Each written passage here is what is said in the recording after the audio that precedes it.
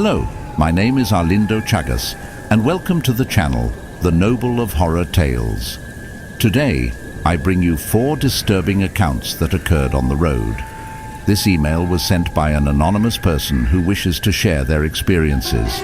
Remember to like, subscribe to the channel, and turn on the notification bell so you don't miss any stories. Let's get started. I am writing this email to share something that truly marked my life. Please do not reveal my name, as I wish to share this anonymously. I have been driving trucks for over 20 years and have seen a bit of everything on the roads. But what happened that night has never left my mind. It was a cold winter night, the sky covered with thick clouds, and there was no sign of life for miles. I was transporting an urgent load and needed to reach my destination before dawn. The deserted road seemed endless, and the silence was only interrupted by the engine's roar and the sound of the tires on the asphalt. Suddenly, in the middle of the darkness, I saw a figure by the side of the road, frantically waving. I slowed down, and as I got closer, I realized it was a woman. She seemed desperate, and something in her eyes pleaded for help. I stopped the truck and got out to see what had happened. The woman was pale and trembling with cold. She was wearing thin clothes, totally inadequate for the chilly weather that night. As I approached, she started speaking quickly, almost out of breath, saying she had an accident and her car was further down the road. I helped her into the truck cabin and tried to calm her down. I said I would take her to the next gas station where she could call for help. But as soon as we closed the door, I felt a shiver run down my spine. The interior of the truck, which was warm before, suddenly became freezing. I looked at the woman and noticed she was staring straight ahead at the road without saying a word. I kept driving, but the feeling of discomfort only increased. I tried to make conversation to ease the tension, asking about the accident, but she responded with monosyllables, and her voice was almost a whisper. She said she had skidded on a curve and that her car was stuck in a ditch. I asked if she was hurt, but she just shook her head. Gradually, I started noticing strange things. The truck's radio began to hiss, emitting a static sound. The headlights, which previously illuminated the road perfectly, started flickering. I looked at the woman and realized she was becoming increasingly pale, almost translucent. My heart began to beat faster, and fear started to take over me. Finally, I saw a small gas station in the distance and felt a momentary relief. But as I got closer, I realized the place was abandoned. The lights were off, and the gas pumps seemed to have been out of service for years. I stopped the truck, and the woman finally turned to me. Her eyes were empty, lifeless, and a sinister smile formed on her lips. Before I could react, she started to disappear, like mist dissipating in the air. The intense cold vanished, and the warmth returned to the truck's interior. I stood there in shock, trying to understand what had just happened. I got out of the truck and looked around, but there was no sign of her or the crashed car. I got back in the truck, still trembling, and continued my journey. I couldn't sleep that night, and the image of that woman never left my mind. To this day, I wonder if what I saw was real or just an illusion caused by fatigue. But something inside me knows the truth. That night, I encountered something beyond human comprehension. Something that left me marked forever.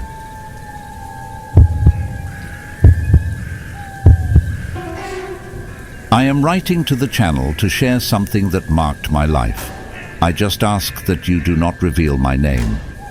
It was a rainy night, and the visibility was poor.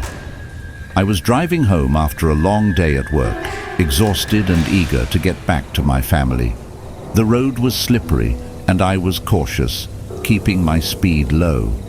Suddenly, through the blur of the rain, I saw a figure standing by the side of the road, drenched and shivering. It was a young woman, and she was hitchhiking. Despite my exhaustion, I couldn't just leave her there in the storm. I pulled over and rolled down the window. She looked up at me with eyes full of gratitude and something else I couldn't quite place. Fear, maybe. She climbed into the passenger seat, soaking the upholstery, and thanked me repeatedly for stopping. I asked her where she was headed, and she mentioned a small village a few miles down the road. I knew the place. It was quiet and out of the way. As we drove, I tried to make conversation to keep myself awake and to put her at ease. She told me her name was Emily and that she had been visiting a friend but had lost her way in the storm. As we talked, I noticed something strange. Every time I glanced at her, she seemed to be looking out the window, avoiding eye contact. Her voice was soft, almost whispery, and there was a chilling cold emanating from her side of the car. I chalked it up to the fact that she was soaking wet, but a sense of unease began to creep in. The rain intensified, and the road became even more treacherous. I kept my eyes on the road, trying to focus, but the atmosphere inside the car was growing more oppressive.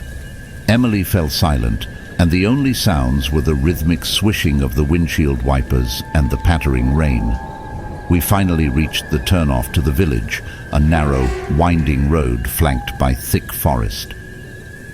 As I turned onto the road, the headlights caught something peculiar.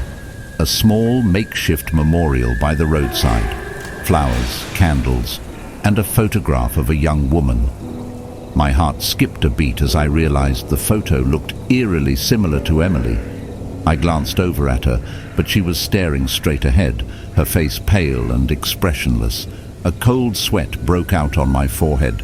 I wanted to ask her about the memorial, but my mouth felt dry and my voice seemed stuck in my throat. As we approached the village, Emily finally spoke. Her voice was barely audible over the rain. "Thank you for the ride," she said. "I can get out here." She pointed to a small clearing just before the village entrance. I stopped the car and she got out. She turned to me and gave a faint smile. "Be careful on your way back," she whispered, her eyes reflecting an unfathomable sadness. Then she disappeared into the darkness. I sat there for a moment, heart pounding, trying to process what had just happened. The oppressive cold was gone, and the car felt normal again. I turned around and headed back, my mind racing with questions. As I passed the memorial again, I couldn't resist stopping to take a closer look. The rain had lessened, and I could see the photo clearly now. It was... Hello, my name is Arlindo Chagas, and welcome to the channel, The Noble of Horror Tales. Today I bring you 4 disturbing accounts that occurred on the road. This email was sent by an anonymous person who wishes to share their experiences. Remember to like, subscribe to the channel, and turn on the notification bell so you don't miss any stories. Let's get started.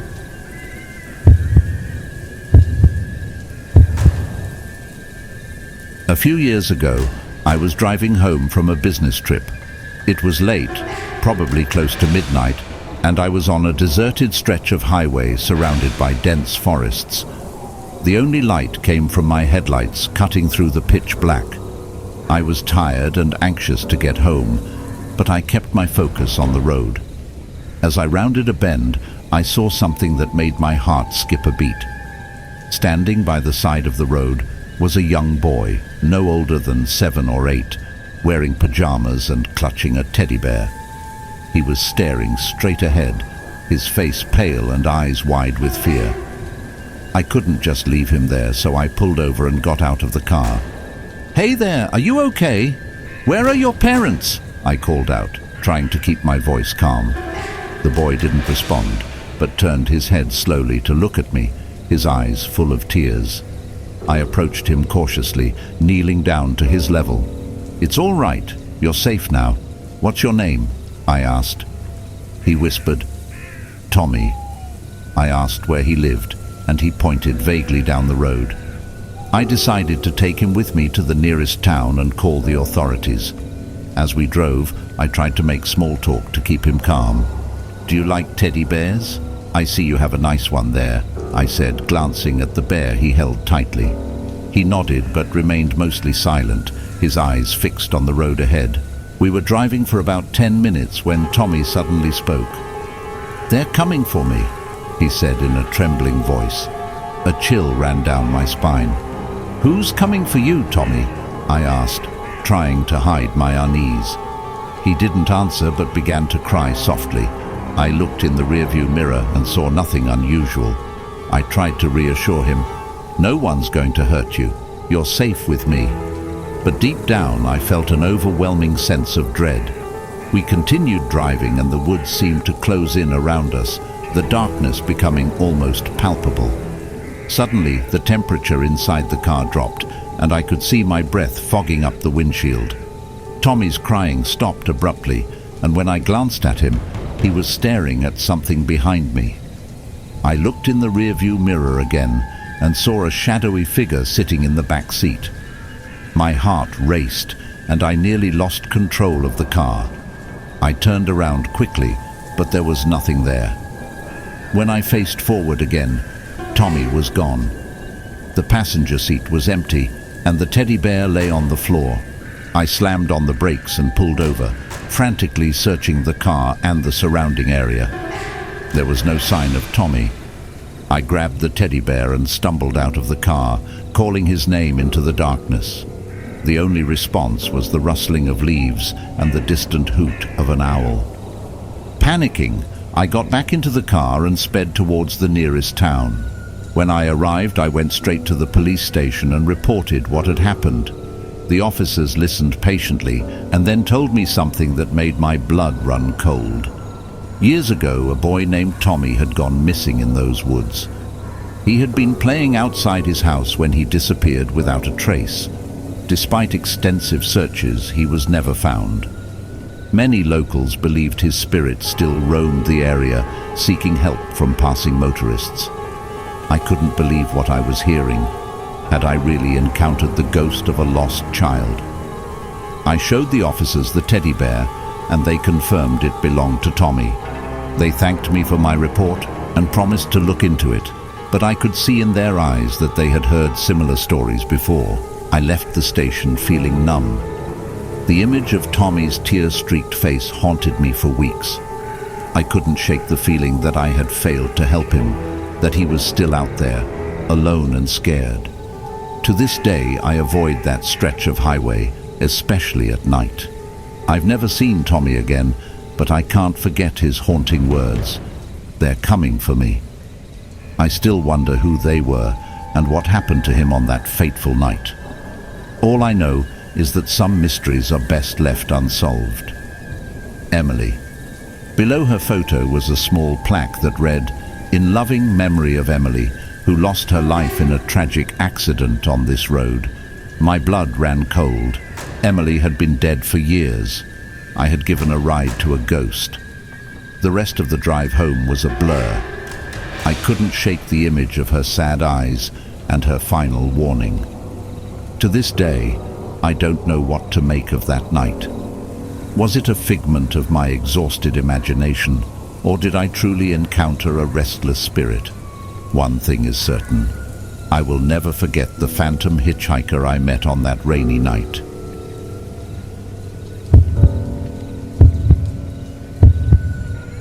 I want to share something on this channel that really happened to me. It marked my life. I just ask that you don't reveal my name. It was a foggy night in late autumn, and I was driving home after visiting my parents.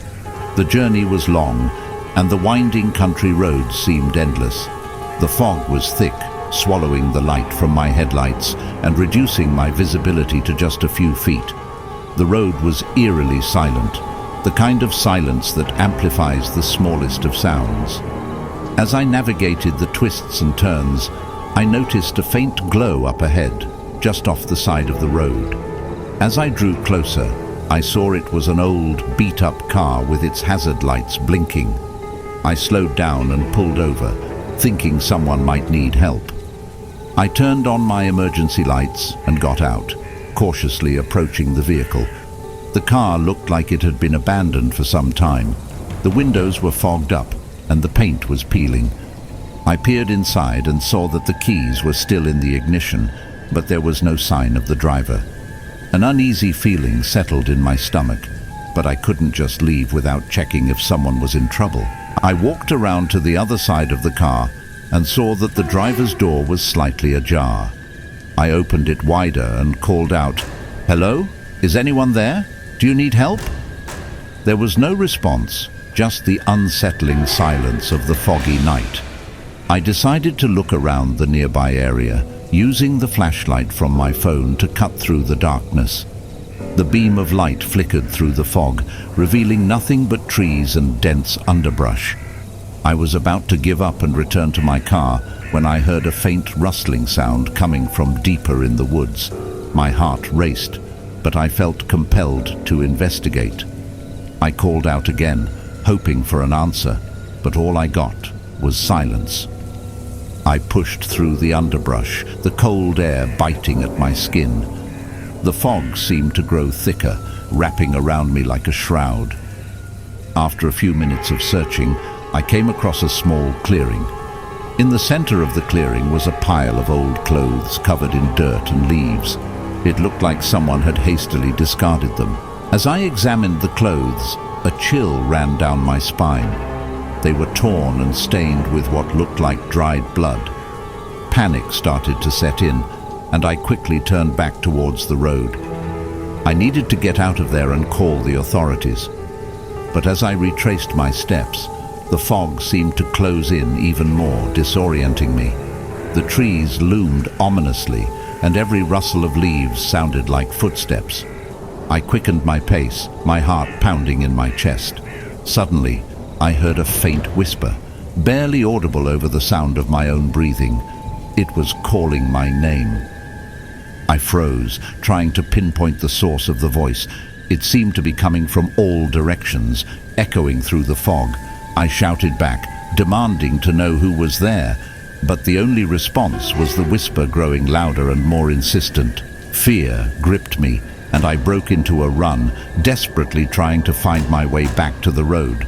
The whispering continued, now joined by the sound of distant footsteps. I glanced over my shoulder and saw shadowy figures moving through the fog, just beyond the reach of my flashlight. I stumbled and fell, the cold ground knocking the wind out of me. The shadows drew closer, their forms becoming more defined. They were tall and gaunt, with hollow eyes that seemed to pierce through the darkness. I scrambled to my feet and ran, not daring to look back again. After what felt like an eternity, I burst out of the woods and onto the road. My car was still there, its emergency lights blinking in the fog. I jumped into the driver's seat, locked the doors, and sped away, not daring to stop until I reached the nearest town. I reported the incident to the local police, but they found no trace of the abandoned car or the pile of clothes. They assured me they would investigate, but I could tell they didn't believe me. To this day, I don't know what I encountered in those woods, but I'll never forget the whispering voices and the shadowy figures. I've since avoided driving that stretch of road at night, and the memory still haunts me. Some nights, when the fog rolls in, I can almost hear the faint whisper of my name echoing through the darkness. It's a reminder of the terror I faced and the mystery that remains unsolved.